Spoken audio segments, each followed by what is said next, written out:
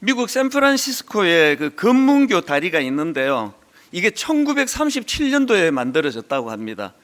지금은 이 금문교가 세계적인 관광 명소가 된 유명한 다리인데요, 금문교가 이렇게 유명해지다가 보니까 이 금문교 건설과 관련된 그런 일화들이 많이 떠도는 것을 제가 봅니다. 예를 들면 이런 거죠. 그 금문교 다리가 만들어지던 과정에서 나온 이야기인데요, 이 용접공 세 사람이 이 쇠 기둥을 용접하고 있는데 한 어린 아이가 와서 질문을 던집니다. 지금 뭐 하고 계세요? 그랬더니 그 첫 번째 용접공이 아주 퉁명스럽게 이렇게 대답을 했습니다. 보면 모르냐? 먹고 살기 위해 이 짓을 하고 있지. 두 번째 용접공에게 이 아이가 같은 질문을 던졌더니 앞 사람보다는 목소리가 좀 부드러워졌지만 귀찮다는 듯이 내뱉는 말은 똑같았습니다. 이렇게 말했습니다. 보면 모르니 쇠 조각을 용접하는 중이잖아. 그런데 세 번째 용접공은 대답이 좀 달랐습니다. 이 아이의 질문을 받고는 이 용접공이 일하다가 말고 고개를 들어 미소를 지으면서 이렇게 말을 했답니다. 나는 말이야, 이 세상에서 가장 아름다운 다리를 만들고 있단다. 이게 치어낸 얘기 같긴 한데요, 은근히 마음에 감동이 있는 겁니다.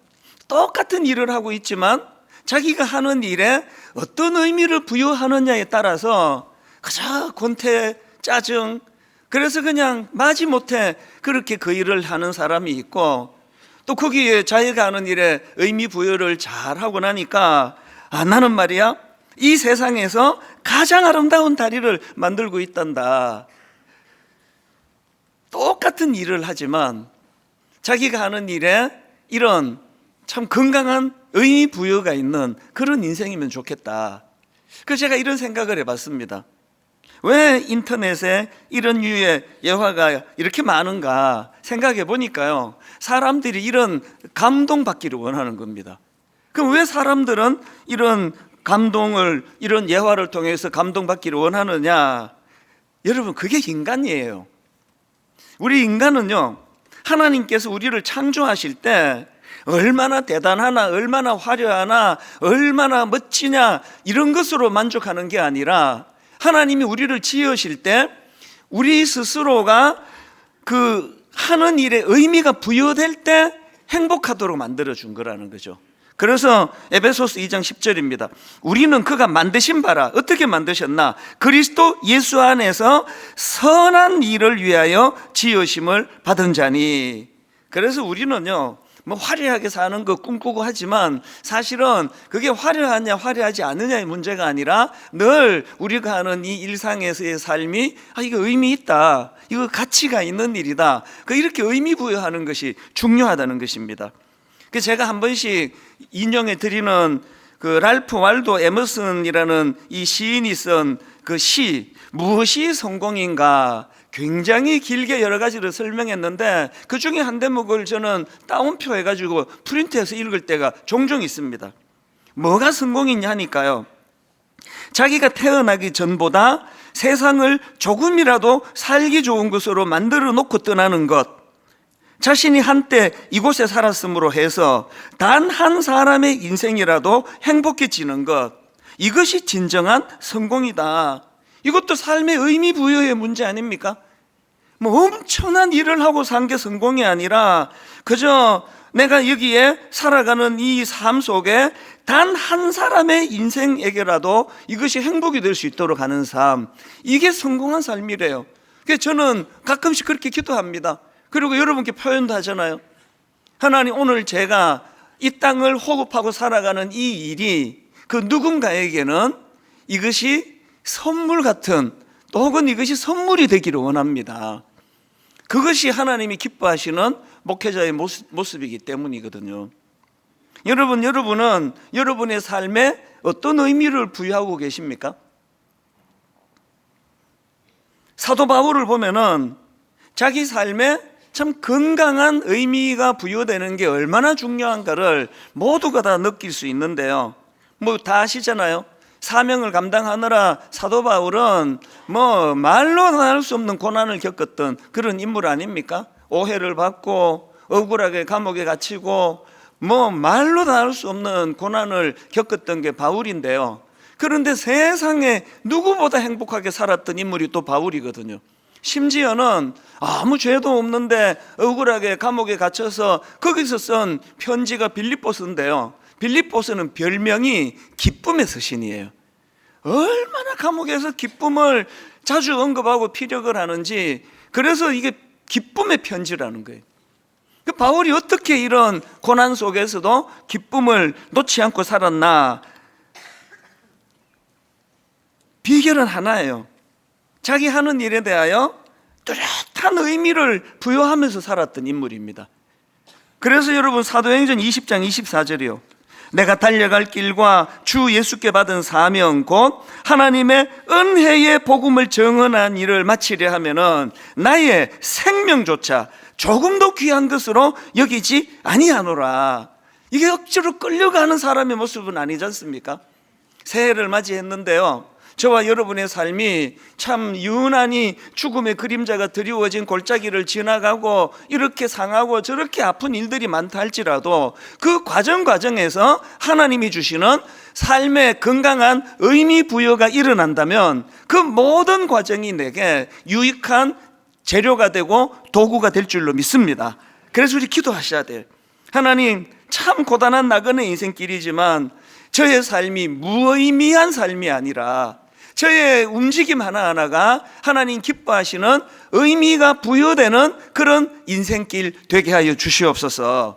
그래서 제가 오늘 올 한 해 내내 우리가 품고 묵상해야 될 말씀 하나를 소개해 드리려고 하는데요, 그게 오늘 본문 시편 90편 말씀입니다.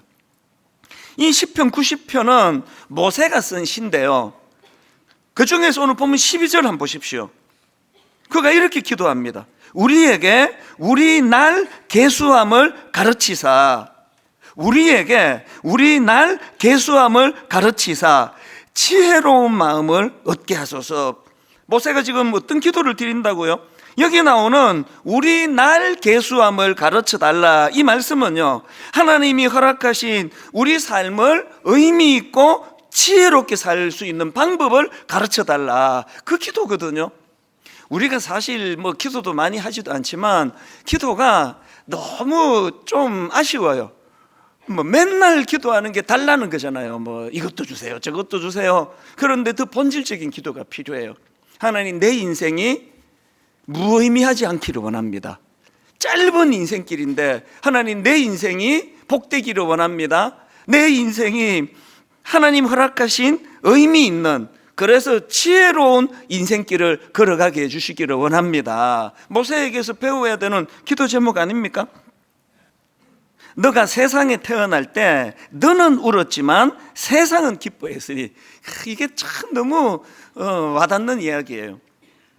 너가 세상에 태어날 때 너는 울었지만 세상은 기뻐했으니 너가 죽을 때 세상은 울어도 너는 기뻐할 수 있도록 그런 삶을 살아라. 야, 이게 너무 저는 와닿는 겁니다. 우리가 태어날 때 다 울면서 태어났는데 그 모습을 보는 엄마 아빠를 포함해 모든 사람들이 다 기뻐했잖아요. 우리가 죽을 때 모든 사람들이 슬퍼할 때 우리는, 주님이 그러셨잖아요, 다 이루었다, 난 여한이 없다.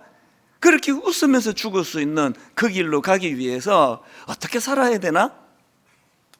그래서 오늘 우리 삶에 이런 건강한 의미가 부여되는 이런 삶을 살기 위해서 이제 오늘 본문 시편 90편 10절부터 12절 말씀을 좀 살펴보려고 하는데요, 여기에서 저는 이 질문을 드리고 싶습니다. 우리 삶이 참으로 건강한 삶, 또 건강한 의미가 부여되는 삶을 살기를 원하는데 그러려면은 어떻게 해야 되느냐, 한 4가지로 제가 좀 간단히 정리를 해봤습니다.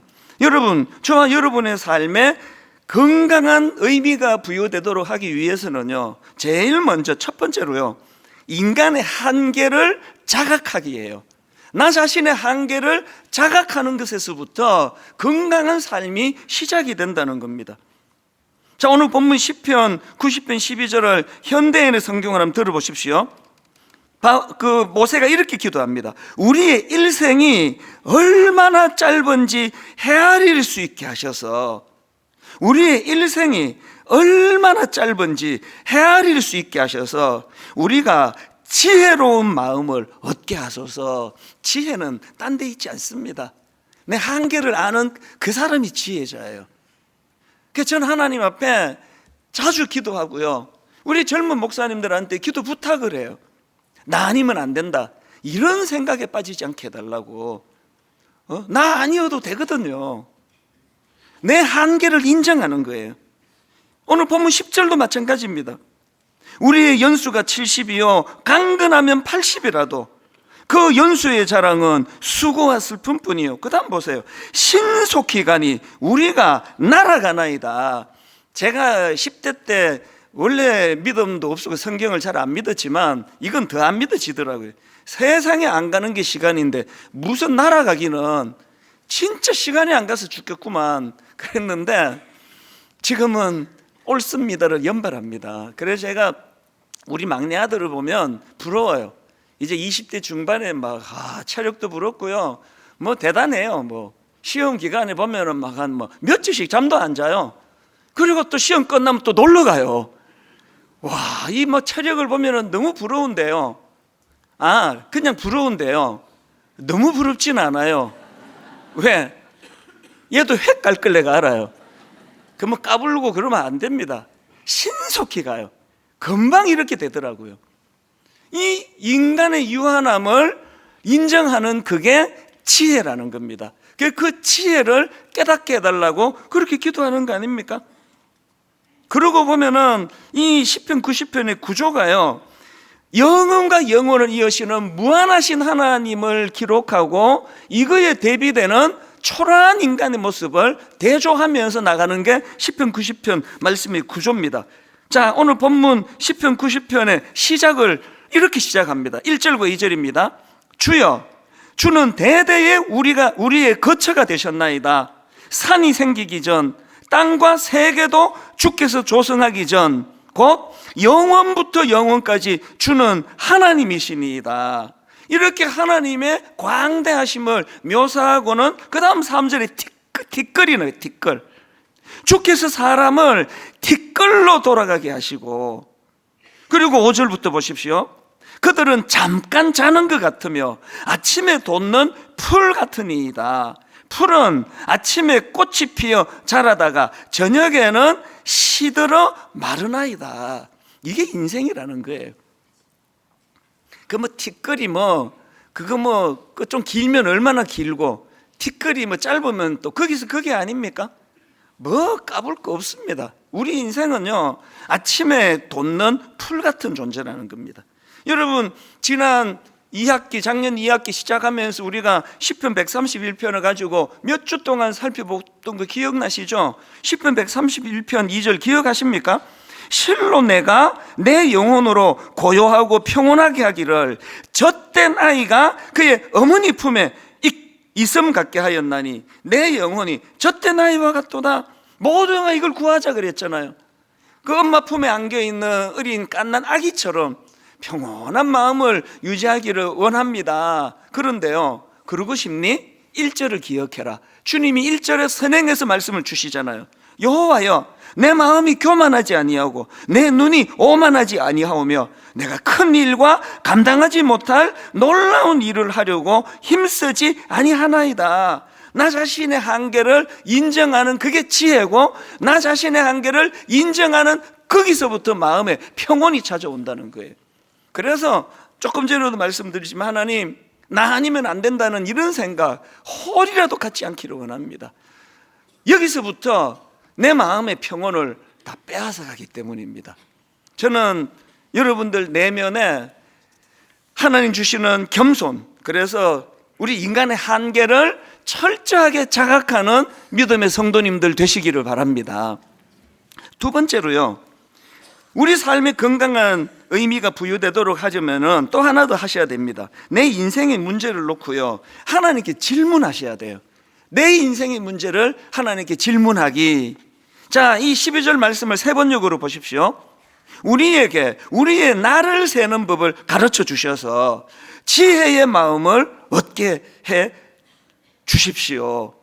지금 모세가 우리의 날을 세는 법을 가르쳐 달라는 건요, 내가 몇 년 살지 알려달라는 거 아니에요. 달력 숫자 세는 거 아닙니다. 모세가 지금 우리의 날을 세는 법을 가르쳐 달라는 이 말씀은요, 너무나 유한한 인생, 한정된 인생인데, 너무 빨리 지나가는 인생인데, 이 한정된 시간을 소중하게 사는 법을 좀 알려주십시오, 그 이야기예요. 매일 기도할 때마다 하나님께 우리가 이 질문을 드려야 됩니다. 야고보서 1장 5절, 너희 중에 누구든지 지혜가 부족하거든 모든 사람에게 후히 주시고 꾸짖지 아니하시는 하나님께 구하라, 그리하면 주시리라. 늘 하나님께 질문해야 돼요. 그게 기도예요. 뭐 주시옵소서 이거 아니고요, 하나님 어떻게 살면 제가 더 지혜롭겠습니까? 오늘 하루 어떻게 살면 쓸데없는 헛소리가 새어나오지 않고 내 주변 사람에게 상처 주는 일을 하지 않고 어떻게 지혜로운 이 하루를 보낼 수 있겠습니까? 새벽마다 질문하고 그렇게 출근하셔야 되는 거죠. 버나드 쇼, 이 말 여러분 다 아시죠? 청년의 때를 청년에게 주기 아깝다. 청년의 때를 청년에게 주기 너무 아깝다. 너무나 아름다운 청년의 이 시절을 모르고 지나가는 거예요. 뭐 저는 안 그랬습니까? 그 지난 세월을 보면 뭐 아팠던 기억, 많이 울었고 우울했고 슬펐고 그 모든 게 너무 아름다워요. 청년의 때를 청년에게 주기 아깝다. 그래서 우리 청년들이 오늘 이 12절 말씀을 마음에 담으시면 좋겠습니다. 우리에게 우리의 날을 세는 법을 가르쳐 주셔서 청년의 때부터, 젊을 때부터 내 인생의 너무나 소중함, 그것을 깨닫는 지혜를 구하는 우리 청년들과 그리고 장년들 되시기 바랍니다. 세 번째로요, 우리 삶에 건강한 의미가 부여되도록 하려면 이 나그네 인생길에서 하나님을 더욱 의지하는 거예요. 하나님을 의지하되 더욱 의지하는 겁니다. 13절 14절을 세 번역으로 보십시오. 주님 돌아와 주십시오. 언제까지입니까? 주님의 종들을 불쌍히 여겨 주십시오. 아침에는 주님의 사랑으로 우리를 채워주시고 평생토록 우리가 기뻐하고 즐거워하게 해 주십시오. 의지하는 거예요. 매일 아침 우리 일생 가운데 주님 돌아와 주십시오. 주님 저를 불쌍히 여겨 주십시오. 저를 인도해 주시기 원합니다. 그래서 전도서 12장 1절 2절입니다. 너는 청년의 때에 너의 창조주를 기억하라. 곧 곤고한 날이 이르기 전에, 나는 아무 낙이 없다고 할 해들이 가깝기 전에, 해와 빛과 달과 별들이 어둡기 전에, 비 뒤에 구름이 다시 일어나기 전에 그리하라. 무슨 말씀입니까? 기회 잃어버리고 더 이상 기회를 되찾을 수 없을 때 이거 깨닫지 말고, 아직 기회가 있잖아. 기회 있을 때, 너희들 기회 있을 때 창조주 하나님, 그 하나님을 기억해라. 다윗이 그랬잖아요. 시편 31편 15절, 나의 앞날이 주의 손에 있사오니. 그 다음 보세요. 내 원수들과 나를 핍박하는 자들의 손에서 나를 건져주소서. 다윗은 지금요, 원수들과 자기를 핍박하는 그 고통스러운 상황을 하나님을 의지하는 도구로 지금 쓰고 있는 거거든요. 오늘 여러분 잠을 이루지 못하는 어떤 근심이 있는 분 계세요? 일이 안 풀리는데, 너무나 어려운 일이 계속되는데 그걸 껴안고 고민하고 있는 여러분들이 다윗처럼, 그리고 아까 그 찬양 가사처럼 무슨 일을 당해도 예수 의지합니다. 그리고 원수들이 자기를 핍박하는 그 상황에 다윗이 나의 앞날이 주의 손에 있사오니, 이런 고백하는 기회로 여러분의 아픔과 또 눈물을 그렇게 사용하게 되시기를 바랍니다. 마지막 네 번째로요, 우리 삶에 건강한 의미가 부여되도록 하기 위해서는요, 우리 시간의 주인이신 하나님의 시각으로 자기 인생을 바라보는 거예요. 하나님의 시각으로. 여러분, 이 시편이 그 모세가 썼다고 말씀드렸는데요, 여러분이 다 아시지만 인간적인 기준으로 보면 이 모세는 실패한 인생이에요. 아니 자기가 지도자로서 홍해를 건너고 우리의 목적지는 가나안이다, 여기는 광야는 지나가는 거다, 그렇게 백성들을 이끌고 갔는데요, 정작 본인은요 광야에서 죽어버렸어요. 목적지에 못 가고 죽은 거예요. 인간의 기준으로 실패한 인생입니다. 하나님께서 그에게 시편 33편 4절입니다. 5절까지 보십시오. 여호와께서 그에게 이르시되 이는 내가 아브라함과 이삭과 야곱에게 맹세하여 그의 후손에게 주리라 한 땅이라 내가 내 눈으로 보게 하였거니와 가나안 땅을요. 그리고 그 다음에 끔찍한 말씀을 하십니다. 너는 거리로 건너가지 못하리라 하시매 이에 여호와의 종 모세가 여호와의 말씀대로 모압 땅에서 죽어. 여러분, 겉으로 보기에 모세는 목적지에 도달하지 못한 인생이 중간에 끝나버린 실패한 인생이에요. 그런데 놀랍게도요, 모세는요 그걸 당황해하지 않아요. 그걸 가지고 따지지 않아요. 하나님께 문제 삼지 않습니다. 그걸 수용합니다. 왜? 모세에게 우리가 배워야 되는 건 모세의 삶의 기준은 세상 사람들이 어떻게 보느냐에 있지 않습니다. 자기가 어떻게 생각했느냐에 있지 않습니다. 영혼과 영혼을 이으시는 하나님의 기준으로 어떤가를 보니까 하나님이 수라는 데까지 서는 게 그게 성공이더라고요. 여러분, 여러분들의 그 실패감은 타당하지 않습니다. 이 세상에 놀아나지 마시자고요. 여러분의 실패감은 그 기준이 잘못됐기 때문이에요. 연초에, 그러니까 지난 2일이죠. 우리 교역자들과 함께, 직원들과 함께 시무 예배를 드렸는데요, 제가 이 말씀을 준비하는데 1990년, 1991년 생각이 나더라고요. 미국에서 조그만한 비즈니스, 크지도 않아요. 조그만한 비즈니스 하다가 갑자기 하나님이 이제 신학교 가 청소년들을 섬겨라 그래서 부랴부랴 정리하고 한국으로 돌아왔는데요, 그리고는 제가 첫 사역지가 대구 서문교회라고 참 대구 지역의 건강한 교회예요. 거기에 제가 파트타임으로 초등학교 5학년 부서를 맡아갔는데요, 첫 월급이 24만 원이었어요. 파트타임이니까. 이게 지금 물가 이런 거 다 감안하면 이보다 더 큰 금액이지만, 그럼에도 그때 24만 원으로 한 달을 생활하기에는 이게 충분하지 않은 돈이에요. 그런데 제가 하나님께 의미 부여죠. 하나님, 저를 목사 만드시기 때문에 물질 훈련을 시키기 위하여 이 24만 원으로 한 달을 생활하는 뜻으로 제가 의미를 부여했습니다. 그래서 미국에서 갖고 온 달러는 손을 대지 않고요, 24만 원으로 한 달을 살아내기. 그래서 거기에 이제 11조 2만 4천 원 떼고 감사원금 떼고 그러니까 20만 원이 채 안 되더라고요. 지금 생각해 보니까요, 아이고, 그거 내가 면제해 줄게, 하나님 그러셨을 것 같아.